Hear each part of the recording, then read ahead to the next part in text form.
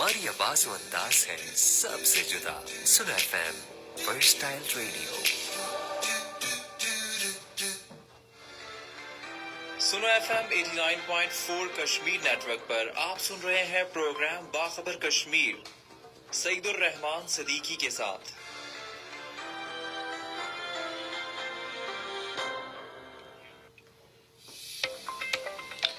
बिस्मिल्लाहिर्रहमानिर्रहीम, अस्सलाम वालेकुम। प्रोग्राम बाखबर कश्मीर के साथ मैं हूं आपका मेज़बान सईदुर रहमान सिद्दीकी।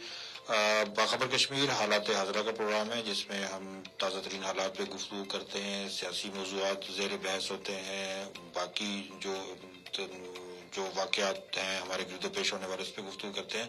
लेकिन आज हमने थोड़ा सा अपना जो प्रोग्राम का फॉर्मेट है उससे हटके आज गुफ्तगू करेंगे अवेयरनेस पे और बच्चों की सेहत के हवाले से आगाही पे हम गुफ्तगू करेंगे। मेरे साथ जो मेहमान शख्सियत मौजूद हैं वो हैं डॉक्टर नईम जो CMH मुज़फ़्फ़राबाद में बच्चों के शोबे के सरबराह हैं और बड़े माशाल्लाह मुतहर्रिक हैं। CMH में इन्होंने बड़ा ज़बरदस्त काम किया है बच्चों का जो शोबा है उसकी बेहतरी के लिए। और आज़ाद कश्मीर के पहले बच्चों के शोबे के पीड्स के यानी ये प्रोफेसर भी हैं। मुख्तलिफ इदारे जो मेडिकल कॉलेजेस हैं या बच्चों की सेहत के हवाले से तालीम देने वाले इदारे हैं वहाँ पे उस्ताद की खिदमत भी सर अंजाम जो है ना वो दे रहे हैं। बेशुमार मकाले लिखे हैं इन्होंने बच्चों की सेहत के हवाले से और कुछ किताबें भी इन्होंने जो है ना वो लिखी हैं। आज़ाद कश्मीर के लिए बड़ा एक ये तो तोहफा है हमारे लिए और इनकी खिदमत जो है ना वो बड़ी ज़बरदस्त है। बहुत सारे शागिर्द हैं आज़ाद कश्मीर के मुख्तलिफ अस्पतालों में। डॉक्टर नईम साहब बहुत शुक्रिया आपने अपना कीमती वक्त दिया। आप मसरूफ़ थे ज़रा, सुबह भी आप मरीजों में फंसे हुए होते हैं, तालीम व तदरीस के काम में फंसे हुए होते हैं और शाम तक आपकी मसरूफियात होती हैं। लेकिन आपकी मोहब्बत है कि जब भी हम रिक्वेस्ट करते हैं आप शर्फ़ पज़ीराई बख्शते हैं और तशरीफ़ लेके आते हैं। डॉक्टर साहब बच्चों के हवाले से अवेयरनेस की बहुत ज़रूरत है। आज आपसे प्रोग्राम से पहले भी गुफ्तगू हो रही थी कि जो सबसे अहम जो है ना वो एक हमारा शोबा है बच्चों का और ये हमारा जो फ्यूचर है हमारा ध्यान इस तरफ बहुत कम है और वैसे भी आगाही की तरफ अवेयरनेस की तरफ एजुकेशन की तरफ हमारा तो ध्यान ज़्यादा नहीं रहता और लोग भी शायद कुछ और सुनने के आदी हो चुके हैं।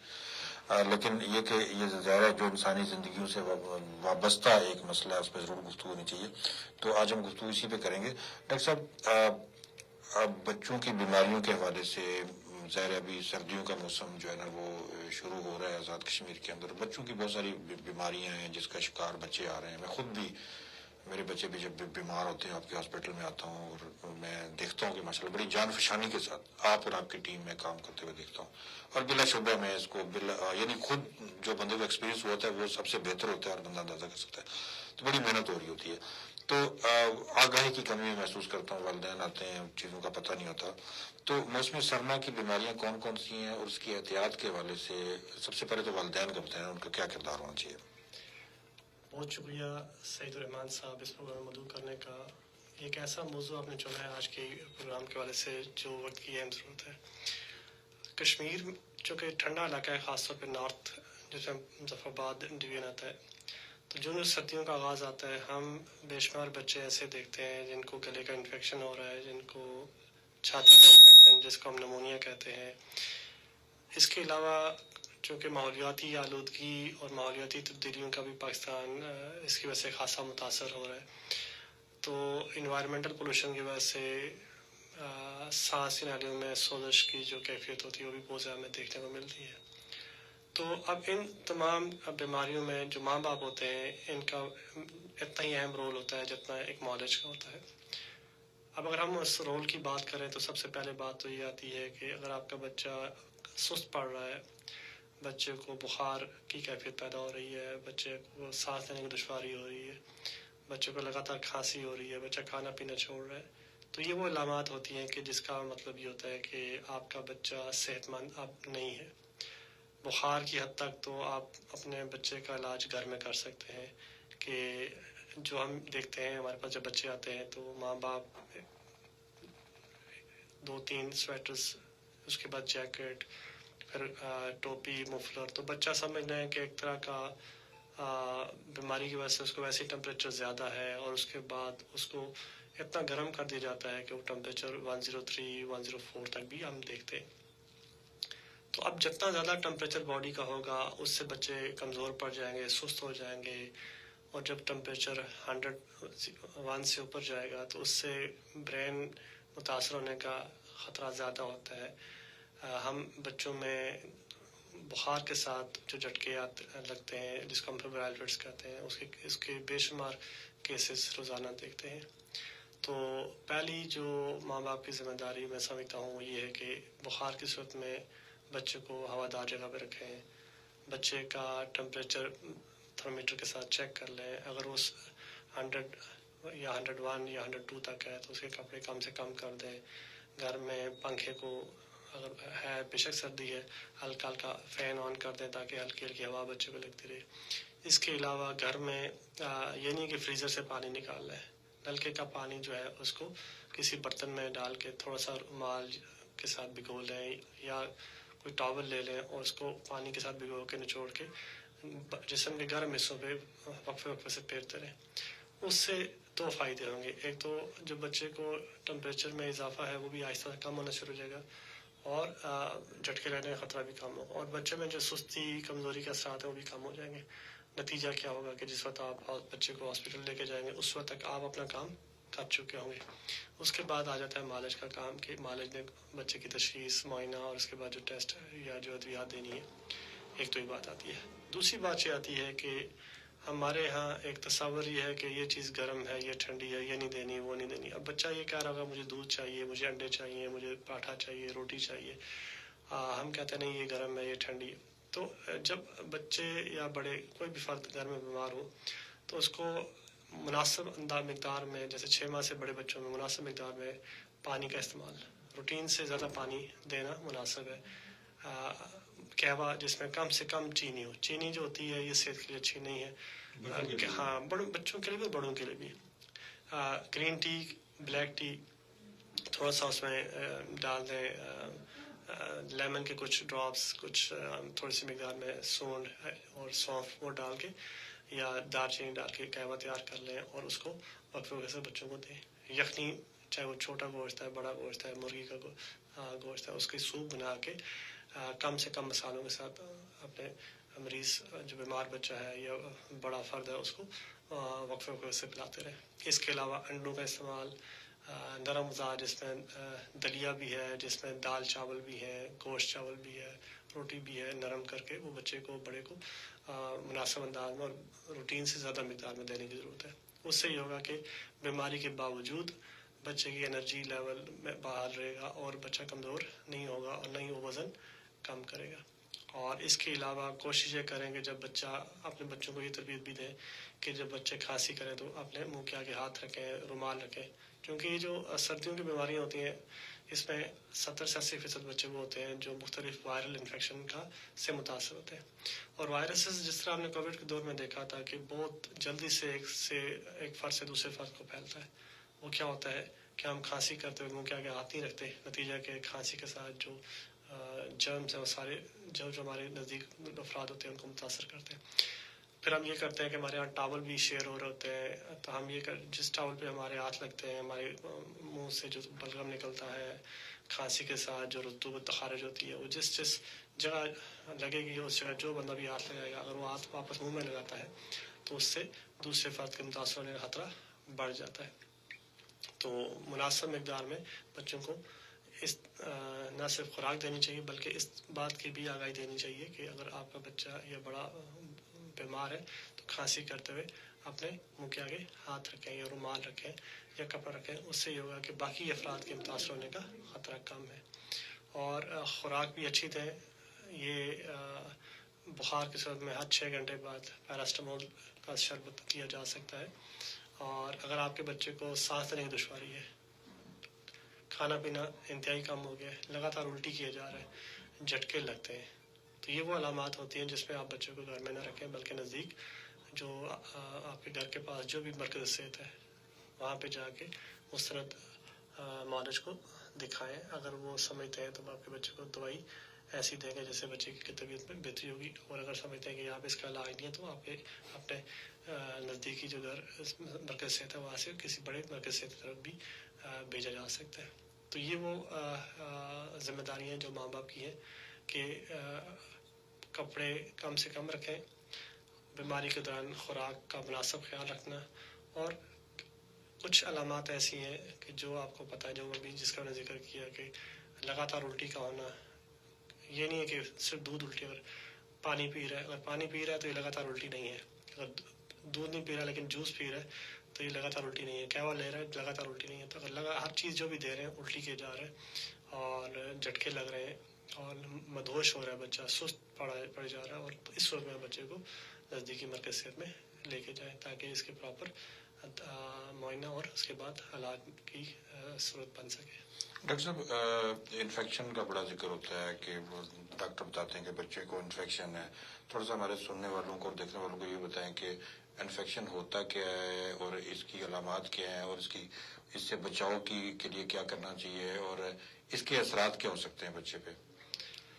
جی سعید الرحمان صاحب, جب ہم انفیکشن کی بات کرتے ہیں نا تو اس میں ہمارے پاس مختلف پیتھوجنس, بیکٹیریا ہیں, وائرسز ہیں. تو یہ وہ بگز ہوتے ہیں یا وہ جراثیم ہوتے ہیں جو سانس کی نالیوں کو, ہاضمے کی نالیوں کو یا مثانے کی نالیوں کو متاثر کرتے ہیں. اب انفیکشن جلد میں بھی اگر سوزش ہو جائے بیکٹیریا کی وجہ سے تو وہ بھی انفیکشن ہے. دماغ میں اگر سوزش ہو جائے بیکٹیریا یا وائرس کی وجہ سے وہ بھی انفیکشن ہے. آنکھ متاثر ہو جائے بیکٹیریا کی وجہ سے, وائرس کی وجہ سے, وہ بھی انفیکشن ہے. تو بچوں میں ہم جو زیادہ دیکھتے ہیں وہ چھاتی کا انفیکشن ہے, گلے کا انفیکشن ہے. تو اس میں وائرسز بھی شامل ہوتے ہیں, بے شمار وائرسز, اور کچھ ایسے بیکٹیریا بھی ہوتے ہیں جس کی وجہ سے بچوں میں پھیپھڑے متاثر ہوتے ہیں اور نمونیا کی کیفیت پیدا ہوتی ہے. جی اچھا, اس سے بچاؤ کے لیے ایک تو میڈیسن ہے, اس کے علاوہ کیا کوئی والدین خود بھی احتیاط کر سکتے ہیں کہ جس سے انفیکشن جو ہے نا وہ نہ ہو, اگر ہو گیا تو اس کی حفاظت کے لیے کیا اقدامات ہو سکتے ہیں اور بچے کی صحت پہ کیا اثرات ہو سکتے ہیں اگر انفیکشن کو آپ بر وقت تشخیص نہ کریں؟ دیکھیں سعید الرحمان صاحب, پہلی بات تو یہ آتی ہے کہ جیسے میں نے پہلے بات کی کہ ایک تو آپ کو بیسک ایٹیکیٹس کا پتہ ہونا چاہیے کہ بیمار بچے کو ہاتھ لگانے کے بعد اپنے ہاتھ صابن سے دھو لیں. جب وہ کھانسی کریں تو ان کو یہ اس بات کی آگاہی دیں کہ اپنے منہ کے آگے ہاتھ رکھیں.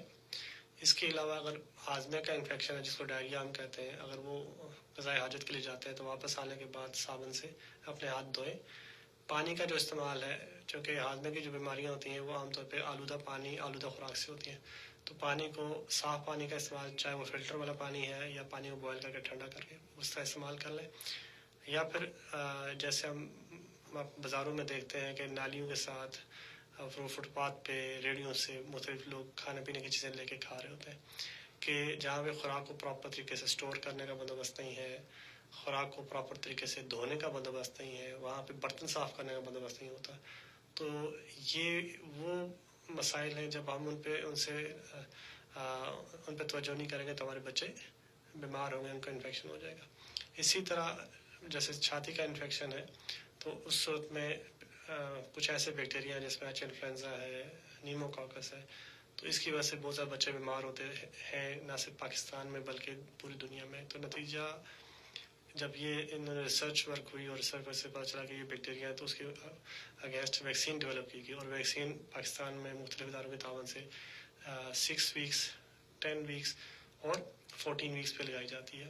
تو جن بچوں کو ویکسین لگتی ہے ان میں ان بیماریوں کی وجہ سے خطرناک بیماری پیدا ہونے کا خطرہ انتہائی کم ہو جاتا ہے. اسی طرح چونکہ پہلے 6 ہفتے, 10 ہفتے اور 14 ہفتے کی عمر میں بچوں کو تو چونکہ ماں باپ لے آتے ہیں, لیکن جب 9 مہینے اور 15 مہینے کا ٹیکہ جو ہوتا ہے جو خاصے سے متعلق ہے تو وہ کئی دفعہ لائمی کی وجہ سے یا تھوڑا وقفہ زیادہ ہونے کی وجہ سے ٹیکہ اکثر بچوں کا رہ جاتا ہے. تو ہم نے 2012-13 میں بھی دیکھا کہ پورے پاکستان میں بے شمار بچے اس بیماری سے متاثر ہوئے اور سینکڑوں بچوں کی موت بھی ہوئی اس بیماری کی وجہ سے. اور ہمارے کشمیر کے علاقے میں گزشتہ 1-1.5 سال سے خسرے سے بے شمار بچے متاثر ہو رہے ہیں, اور سینکڑوں کے حساب سے بچے پچھلے سال متاثر ہوئے, اس سال بھی بچے متاثر ہو رہے ہیں جن کو نہ صرف نمونیا ہو سکتا ہے بلکہ ان کا دل بھی سوج سکتا ہے, ان کے دماغ میں بھی انفیکشن کا اثر پہنچ سکتا ہے. اور جب دل سوج جائے, پھیپھڑے متاثر ہو جائے نمونیا کی صورت میں, اور دماغ متاثر جس کو ہم گردن توڑ بخار کہتے ہیں, تو عام طور پہ ان بچوں میں موت کا خطرہ بہت بڑھ جاتا ہے, یعنی ان بچوں کی سروائیول انتہائی کم ہو جاتا ہے. تو اب اس سے بچاؤ کیسے ممکن ہے کہ ویکسین ٹائم پہ لگوا لی جائے، اور یہ وہ احتیاط ہیں جو کی جا سکتے ہیں جس سے بچاؤ ممکن ہے۔ ڈاکٹر صاحب آپ ماشاءاللہ اپنے شعبے کے انتہائی ماہر جو ہے نا وہ ڈاکٹر ہیں، اور آزاد کشمیر میں شاید آپ کے پائے کا ڈاکٹر میرے خیال میں تو کوئی بھی نہیں ہے، تو آزاد کشمیر حکومت کو ہمارے پروگرام کی وساطت سے یا حکومت پاکستان کو کیا تجاویز جناب دیں گے کہ بچوں کی صحت جو آزاد کشمیر میں ہے اس کی حفاظت کے حوالے سے کیا اقدامات اٹھائے جا سکتے ہیں؟ دیکھیں، جہاں تک government of Pakistan, government of India کا تعلق ہے، تو گورنمنٹ پہلے ہی بہت کچھ کر رہی ہے، لیکن مزید بھی بہت کچھ کرنے کی یعنی اس میں گنجائش موجود ہے۔ تو ایک تو ڈاکٹر کی ٹریننگ، اور دوسرا یہ ہے کہ جو نرسنگ سٹاف ہے اس کی تربیت اور سہولتوں میں اضافہ، یہ ہے۔ جی اچھا، آزاد کشمیر میں جو سہولیات ہیں، اب عموماً ہمارے جو والدین ہیں یا جو بھی ہیں وہ یہ سمجھ رہے ہوتے ہیں کہ بھئی یہاں پہ تو کوئی سہولت نہیں ہے، بچہ اگر بیمار ہو گیا اس کو پنڈی لے کے جائیں، کسی اچھے ڈاکٹر کے پاس لے کے جائیں۔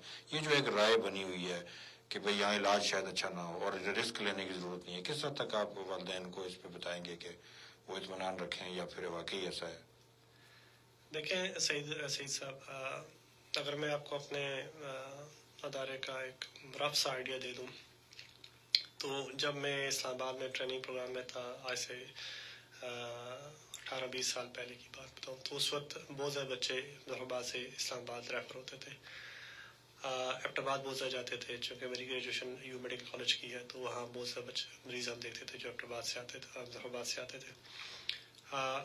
ہم لوگ جس وقت ہم نے یہاں ظفر آباد میں پوسٹ گریجویٹ ٹریننگ پروگرام کا آغاز کیا، اس وقت ہم یہاں پہ 1500 گرام سے چھوٹے بچے، ان کی دیکھ بھال یہاں پہ ہم نہیں کر پاتے تھے ٹیکنیکل لمیٹیشن کی وجہ سے، لیکن گزشتہ کچھ عرصے سے ہم اس میں بھی کافی ہمارا اچھا رزلٹ رہا ہے۔ یعنی ہم اس وقت جو ہمارے ہاسپٹل سے جو سب سے کم مدت کا بچہ اور کم وزن کا وہ تھا 850 گرام کا بچہ، جو 29 ویک کا جسٹیشن پہ ڈلیور ہوا، تو 1100 1200 1400 گرام والے بچے تو بے شمار بچے ڈسچارج ہوئے۔ انفیکشن پریونشن کے لحاظ سے ہماری جو نرسری ہے اس میں بہت اچھا کام ہو رہا ہے، اس کی سروسز بہت بہتر ہیں۔ پھر یہاں ہمارے جو شعبہ اطفال سے سردیوں میں روزانہ 30 سے 35 بچے ہم روز داخل کرتے ہیں، جو اگر مہینے کا آپ ڈیٹا نکالیں تو یہ لگ بھگ 800 سے 900 پیشنٹ ایڈمیشن ہے۔ اب 800 ایڈمیشن اگر ہمارے ایک مہینے میں ہو رہے ہیں، جی 800 ایڈمیشن، تو ہمارا جو یہاں سے ریفرل کا پرسنٹیج ہے وہ 1% یا 2%، اس سے اوپر نہیں ہے، اور وہ بھی ان مریضوں کے ہم ریفرل کرتے ہیں کہ جس میں بیکاز آف ٹیکنیکل لمیٹیشنس، چاہے وہ ڈائگنوسٹک ہے یا جن کے علاج کی سہولت یہاں ہمارے پاس، یا ہم سمجھتے ہیں کہ کمپلیکس ہے یا C M H Rawalpindi ہے یا کچھ اور ایسے ادارے ہیں جہاں پہ اس طرح کی بیماریوں کی علاج کی زیادہ بہتر سہولت موجود ہے، تو انیشل اسٹیبلائزیشن کے بعد ہم ان کو وہاں بھجواتے ہیں۔ لیکن آپ یہ دیکھ لیں کہ اگر 700 سے 900 پیشنٹ ہم ایڈمٹ کر رہے ہیں تو ان میں سے اگر 1% 2% ریفرل ہے تو بہت کم ہے۔ تو اگر 100 بچے ہم داخل کر رہے ہیں تو 99 بچوں کو تو ہم یہاں، یا 97 بچوں کو ہم یہاں علاج کی سہولت دے رہے ہیں، جو کہ ہم نے اگر گورنمنٹ کا رول نہ ہوتا، گورنمنٹ سروسز نہ دیتی، چاہے وہ انفراسٹرکچر کی صورت میں، ایچ آر کی صورت میں، یا ادویات کی صورت میں، یا ٹریننگ کیپیسٹی بلڈنگ کی صورت میں، تو شاید یہ ممکن نہ ہوتا۔ لیکن اس میں مزید بھی بہتری گنجائش اس طرح ہے کہ جو پیرامیڈکس ہے اس کی تعداد بہت کم ہے، نرسنگ سٹاف کی تعداد بہت کم ہے، جتنے مریض ہمارے پاس آتے ہیں اتنے بیڈس کی سہولت کم ہے، کئی دفعہ ایک ایک بیڈ پہ 2 بچوں کو رکھتے ہیں، تو نمبر آف بیڈس بڑھانے کی ضرورت ہے۔ اس کے علاوہ بے شمار ایسے شعبے ہیں جیسے بچوں کے جگر کے امراض، بچوں کے گردوں کے امراض اور بچوں کے دماغ کے امراض کے مریض بہت زیادہ ہیں، نوزائیدہ بچوں کے امراض کے مریض، یعنی نوزائیدہ بچے ان کے امراض بہت زیادہ ہم دیکھتے ہیں، اس کی جو سہولت ہے وہ کم ہے، اس میں بھی گورنمنٹ کو مزید توجہ دینے کی ضرورت ہے۔ جی بہت شکریہ۔ آپ نے کہا تھا کہ ٹیلی فون کال جو ہے نا وہ تھوڑی سی روک دی جائے، تو لیکن پھر بھی کچھ میسیجز بھی آئے ہیں، اور ایک ہمارے جو جس میں پروگرام سننے والے ہیں سامعین انہوں نے میسج کیا کہ آزاد کشمیر کے اسپتالوں کو اگر جو بیرون ملک میں ہمارے کشمیری لوگ ہیں اگر کوئی عطیہ کرنا چاہیں تو آپ کیا تجویز کریں گے کہ بچوں کے شعبے میں کن چیزوں کی ضرورت ہے آزاد کشمیر کے اندر؟ دیکھیں جو عطیہ کرنے کی یا فنڈنگ کی اگر بات کی جائے تو بے شمار ایسے شعبے ہیں جہاں بات کی جا سکتی ہے. تو اس میں ایک بات یہ آتی ہے کہ ٹیکنیکل اس میں بھی ہیلپ کی جا سکتی ہے، اور اس کے علاوہ ادویات کی صورت میں بات کی جا سکتی ہے، مشینری کی صورت میں بات کی جا سکتی ہے. جی یقیناً اس پہ انشاءاللہ ہم اپنے جو سوشل میڈیا پلیٹ فارمز پہ آپ کو ضرور بتائیں گے کہ کیا عطیہ ہو سکتا ہے اور کیا آپ ڈونیشن دے سکتے ہیں بچوں کے شعبے میں. ویسے تو ڈاکٹر صاحب نے بتایا کہ آزاد کشمیر حکومت اور پاکستان حکومت اس شعبے میں اور شعبہ اطفال میں کافی جو ہے نا وہ کام کر رہی ہے، لیکن یہ کہ ابھی گنجائش موجود ہے. ہمارے پروگرام کا سلسلہ جو ہے نا وہ ختم ہوتا ہے، وقت ختم ہوتا ہے. انشاءاللہ کل آپ سے دوبارہ ملاقات ہوگی، اس وقت تک کے لیے اجازت دیجیے. اللہ حافظ.